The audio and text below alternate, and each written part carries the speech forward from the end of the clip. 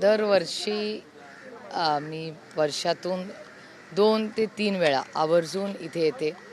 इथे येऊन डॉक्टर बाबासाहेब आंबेडकरांच्या जयंती असेल किंवा वर्षातून दुसरे काही कार्यक्रम असो किंवा नसो, इथे येऊन नतमस्तक होऊन एक नवीन ऊर्जा घेऊन आणि ज्या संविधानासाठी बाबासाहेबांनी आणि महात्मा गांधींनी आणि त्याच्याबरोबरच्या असंख्य लोकांना पहिलं या देशाला जे स्वातंत्र्य मिळालं आणि त्यानंतर हा देश कसा चालला पाहिजे त्याचं दिशा देण्याचं खूप मोठं योगदान हे बाबासाहेबांनी केलं आणि त्यांच्याच आशीर्वादाने अनेक नवीन क्रांतिकारी गोष्ट झाल्या.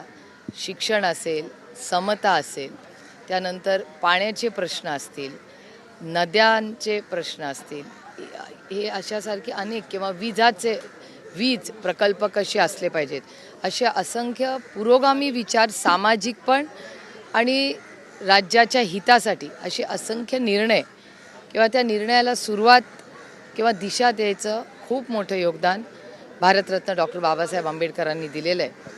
आणि भारतात नाही पण जगामध्ये परदेशातही तुम्ही गेला तर अनेक युनिव्हर्सिटीजमध्ये आजही किंवा अनेक सामाजिक चळवळीत जगामध्ये बाबासाहेबांचा उल्लेख, त्यांचे विचार आज जगभर पसरत आहेत आणि त्यांचा जन्म आणि कर्मभूमी हे भारत राहिलं आहे.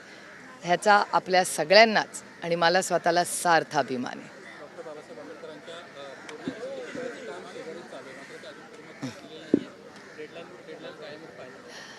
मी ह्याच्याबद्दल अनेक वेळा आधीही बोललेले आहे.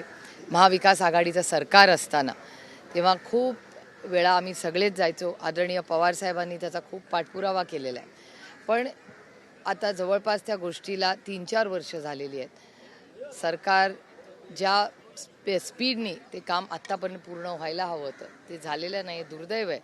माझी सरकारला विनम्र विनंती आहे की हे काम तातडीने चांगलं दर्जाचं हे लवकर झालं पाहिजे, कारण का खूप वर्ष झाली हे काम फार रेंगाळतंय आणि हे दुर्दैव आहे की अशा कामामध्ये जी प्रगती अपेक्षित होती ती झालेली नाही.